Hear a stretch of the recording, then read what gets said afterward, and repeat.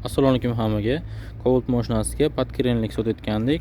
Hozir juda ham ko'plar skidka qiling degan ekan. Podkrenligimizni turishi mana shunaqa turadi. Orqa o'zi oldida bo'ladi, faqat orqada bo'lmaydi. Orqani polni yopib turibdi. Hozir yog'ingarchilik kunlari boshlangan, o'sha uchun suv kirish muammosi Cobaltga juda ham ko'p. O'sha uchun podkrenlikni tavsiya qilamiz hammaga. Narxini aytib o'taman, ko'plarga birinchi narx qiziq. Ustanovkasi bilan yaxshisi originali 250 ming so'm bo'ladi. Yaxshi eslab qolinglar, 250 ming so'mga ikkita orqani qo'ydirib ketsangiz bo'ladi. Shunaqa qo'yib beramiz. Ustanovkasi ichida 250 ming so'm narx qilib qo'ydik. Juda ham narxi ham qulay. O'zimiz shu Yandex qilayotganlar, shu tirikchilikda yurganlar uchun juda ham qulay narx qilib qo'ydik. Shuning uchun hamma foydalanib qolsin. Ikkita orqaga o'rnatiladi. Mana bu hozir shopirda orqa tomoni, ikkita oldiga o'ziniki bor.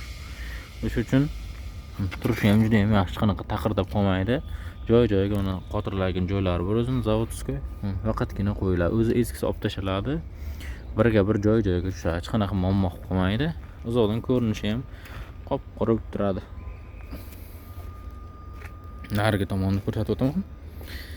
Bu passajerda orqa tomoni benzin turadigan trubkalarni polni yopadi, hammasini hech qanaqa ochiq qolib ketmaydi. Joy-joyiga joylashib yopib turadi. Moyka qilayotganlaringizga ham juda ham qulay. Shunday ursangiz to'kilib ketadi.